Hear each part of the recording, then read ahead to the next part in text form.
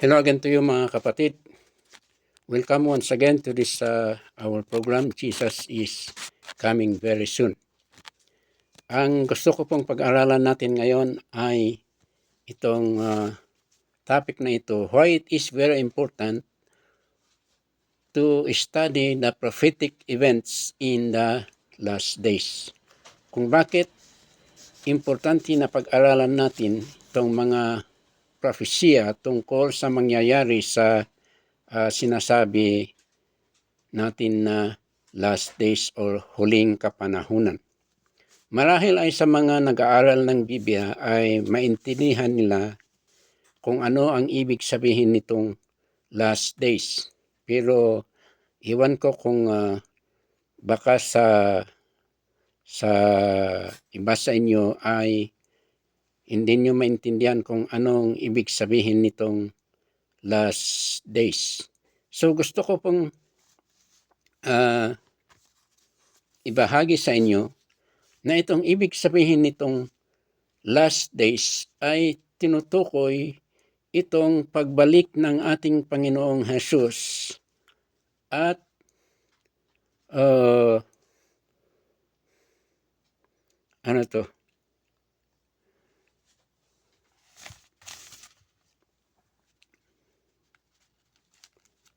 first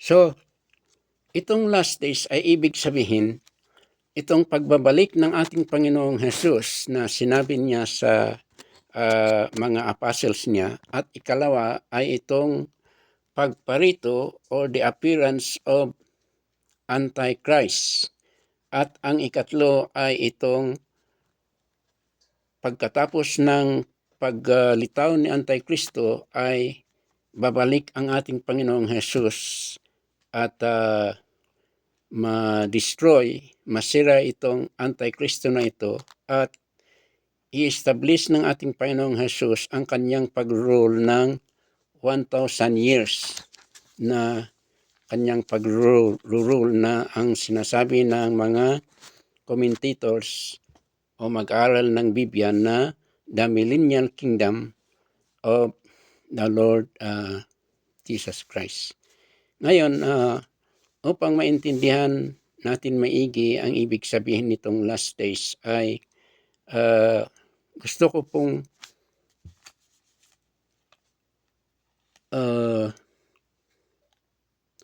pag-aralan natin tungkol sa itong araw ng Panginoon, na itong araw ng Panginoon ay 7 days.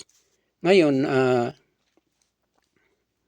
going back to Genesis chapter 1, doon sinalaysay ng Biblia ang paggawa ng Diyos ng lahat-lahat dito sa mundo o lahat-lahat ng kanyang ginawa. The creation of all the universe.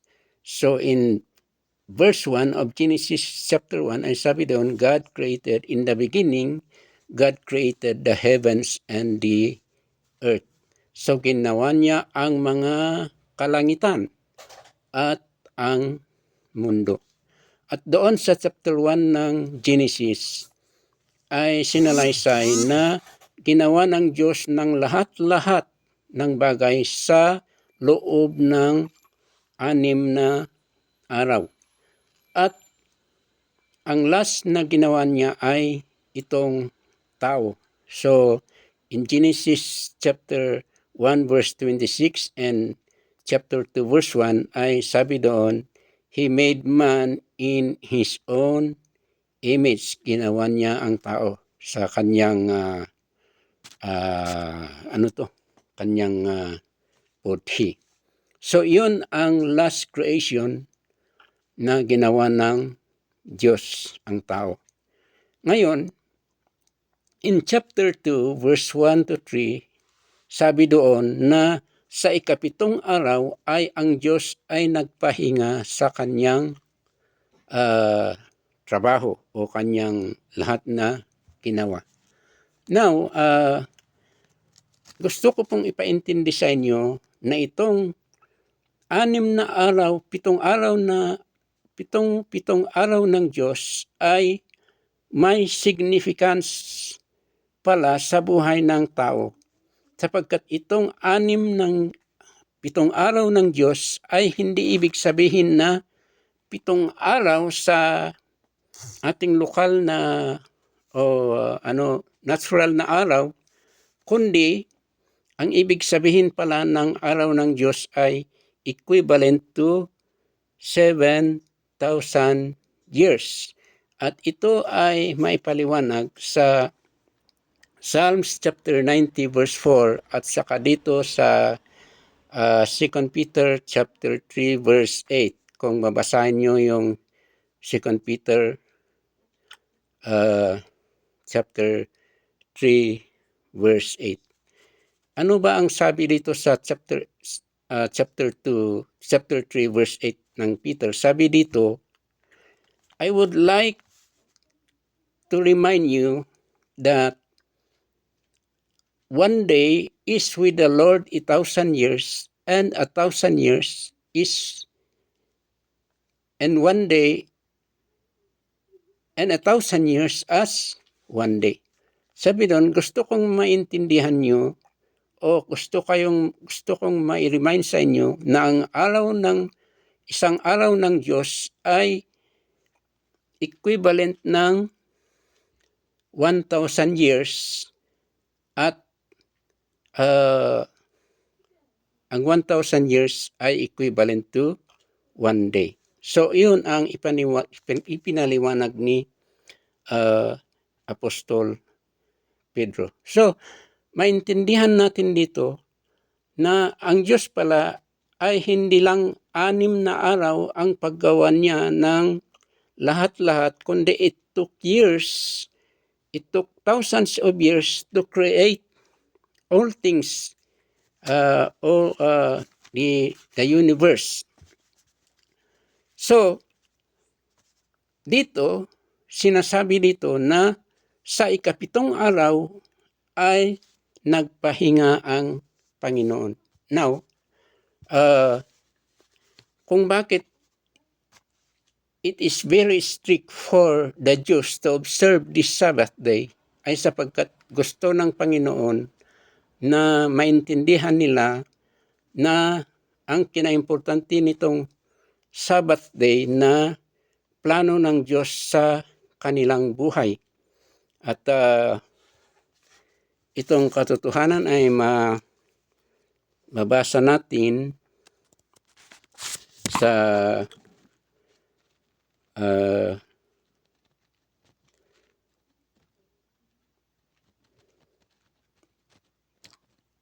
mababasa natin itong katotohanan sa Hebrew chapter 4 verse 8 and 9 na may plano ng Diyos sa mga Hudyo o mga Hebrew people na mayroon silang day of rest.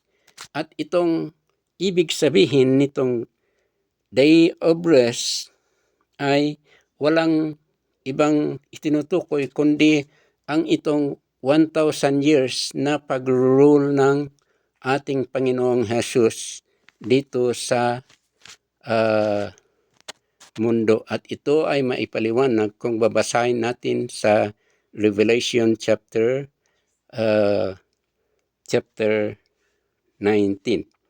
So, in chapter 25 of Matthew, verse 36, pinaliwanag ng Panginoong Jesus sa kanyang mga disipulo na sabi niya, kung babalik ako ay i-gather ko lahat ng nasyon dito sa mundo at i-judge ko sila, sabi ng Panginoong Diyos. At dito, ito ang ibig sabihin na kung ma-judge itong mga nations ay establish na ng Panginoon ang kanyang kaharian na walang iba kundi itong sinasabi ng Bible na 1,000 years reign of Christ. O sa sa lingwahe sa Greek ay itong sinasabi nilang millennial kingdom. So, ito ang mangyayari sa pagro-rule ng ating Panginoong Jesus. So,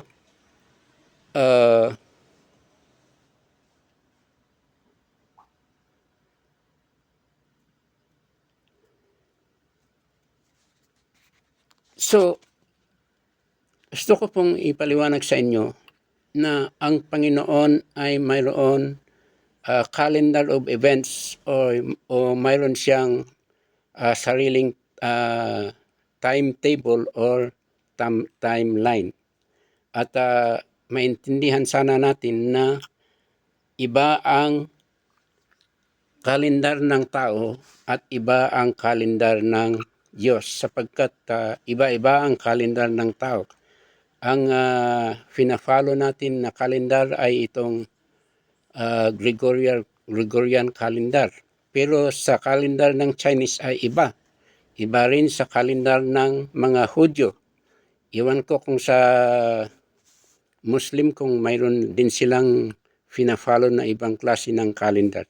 So, ang gusto kong sabihin dito ay hindi accurate ang calendar ng tao sapagkat kung accurate sana ang calendar ng tao ay ang 6,000 years sana ay nakumplito na noong year 2000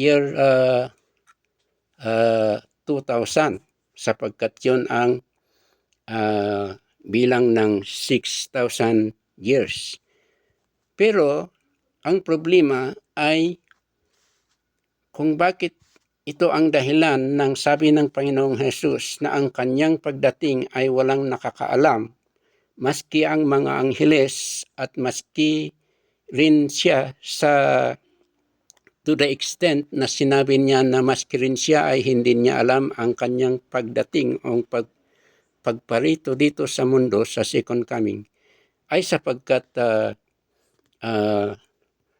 sikrito ang timetable ng Diyos at iba ang timetable ng tao, hindi iba ang timetable ng tao at iba din ang timetable ng Diyos. Kaya't iyon ang dahilan kung bakit walang nakakaalam sa pagparito ng Panginoong Jesus. Ngunit sa Bible ay may mga palatandaan na sinasabi tungkol sa malapit ng pagparito ng Panginoong Jesucristo.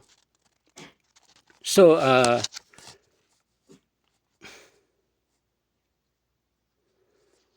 ang gusto ko pong ipaliwanag sa inyo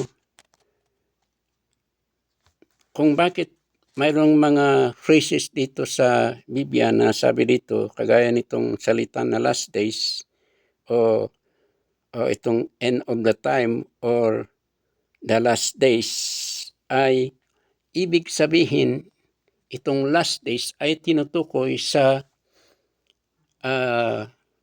last ending years of the 6 days of the Lord or the 6,000 years. So ibig sabihin yung mga last ending years ng ika-6,000 years or the 60 days of the Lord. Kaya't mga kapatid, alam nyo, ang prophecy ni Daniel, sabi ni Daniel, sa Daniel chapter 12 verse 4, sabi doon, ano ang sabi ng Diyos sabi doon? Sabi doon, at the time of the end, sabi doon, many shall run to and fro, and knowledge shall increase. So ang ibig sabihin ng word doon na at the time of the end, ibig sabihin yung mga last na kapanahunan ng ika-6 days ng Diyos or the 6,000 years. So iyon ang prophecy ni Daniel na at the time of the end, many shall run to and fro, and knowledge shall increase. Now, in the history of man, alam natin na ang paggawa ng mga maraming invention dito sa mundo ay nag-start lang noong 1900s. Ang mga ginagamit natin tungkol sa mga modern machineries, modern aparatos, yung mga ginagamit nito ay wala pang 2 siglo o wala pang 2,000 years nitong mga invention. Ngunit itong from the last 2,000 years ay two 200 years from 1900s to this 21st century ay marami ng invention na nagagawa na ini-enjoy ng tao. O ibig sabihin, from the 18th century wala pa yung mga ibig sabihin wala pang eroplano noon, wala pa ang sasakyan, wala pa ang mga gadget na ginagamit ng mga tao sa ngayon. So iyon ang ibig sabihin ng prophecy ni Daniel na at the time of the end, many shall run to and fro, and knowledge shall increase. So, yun ang isang palatandaan na ang pagdating ng Panginoong Jesus ay malapit na. Ano pa ba ang ibang palatandaan na ang pagdating ng ating Panginoong Jesus ay malapit.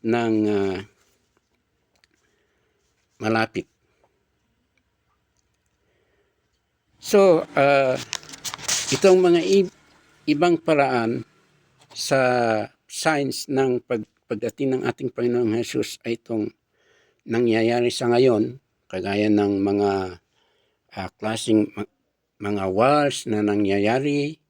Sabi doon, nations against nations, kingdom against kingdoms, at yung mga calamities na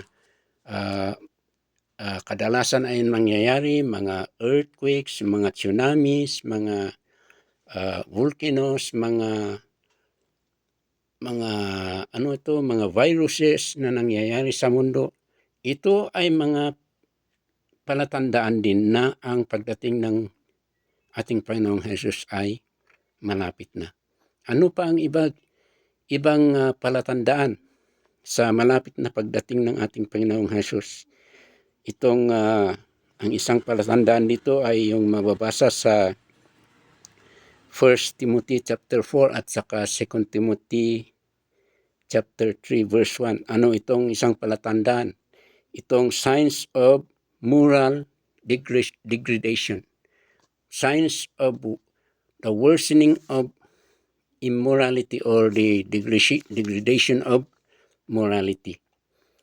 Sapagkat ngayon makikita natin ang mga iba't ibang klaseng kamunduhan ng ginagawa ng tao. Basahin nga natin itong mababasa sa 2 Timothy chapter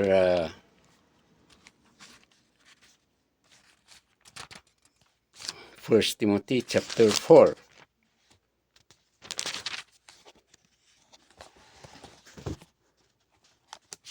This is 1 Timothy chapter 4. Ano ang sabi dito? Sabi dito, now the Spirit speaks expressly that in the latter times some shall depart from the faith, giving heed to seducing spirits and doctrines of devils, speaking lies in hypocrisy, having their conscience seared with a hot iron, forbidding to marry and commanding to abstain from meat, which God hath created to be received with thanksgiving.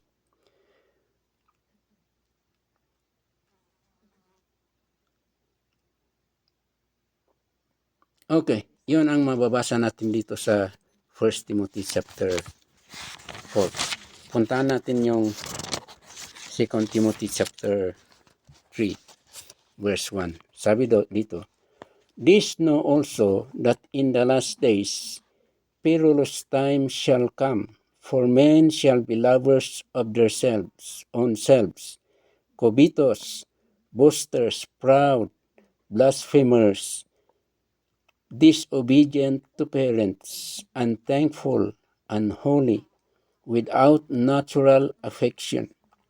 So itong mga agawahan ng mga tao sa last days.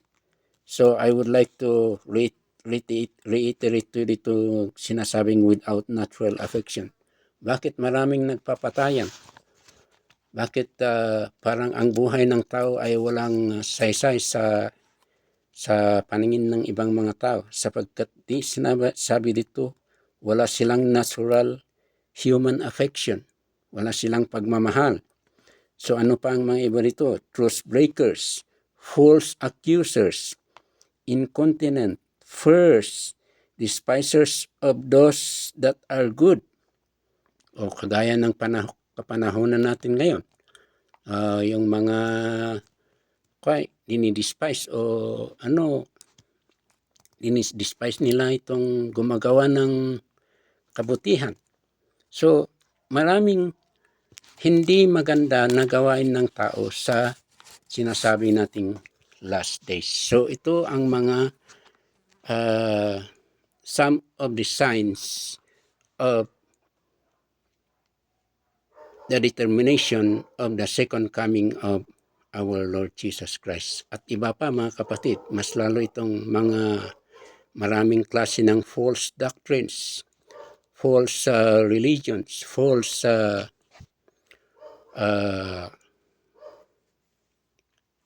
yung false doctrines o mga turo ng mga tao, iba't ibang turo ng mga tao na hindi angkop sa salita ng Diyos. At mga iba ay, ang sabi doon, dinidistort nila itong salita ng Diyos. They are interpreting it in the wrong way. So, ito ang mga ibang ginagawa ng maraming relisyon ngayon. So, yun mga kapatid, ang sinasabi ko nga sa inyo na ito ay signs ng malapit ng pagdating ng ating Panginoong Jesus. At kung dumating ang ating Panginoong Jesus, sabi nga natin dito sa ating pinag-aaralan, ay mangyayari nung sinalita ng Diyos na rapture. The taking up of the believers here on earth to meet the Lord in the air. So, in our next episode, we will be explaining this very well. So, thank you very much, dear brothers and sisters. Now, may I ask of you, sana you would try to subscribe to this channel and please share it to your friends and to others.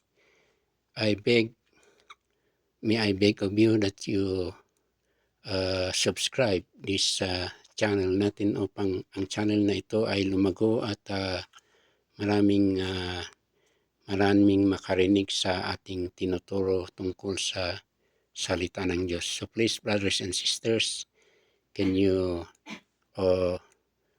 please do your best to subscribe this channel, because ang alam ko po ay kailangan ko lang ang 50 subscribers para ako ay direct na makapag-live sa YouTube.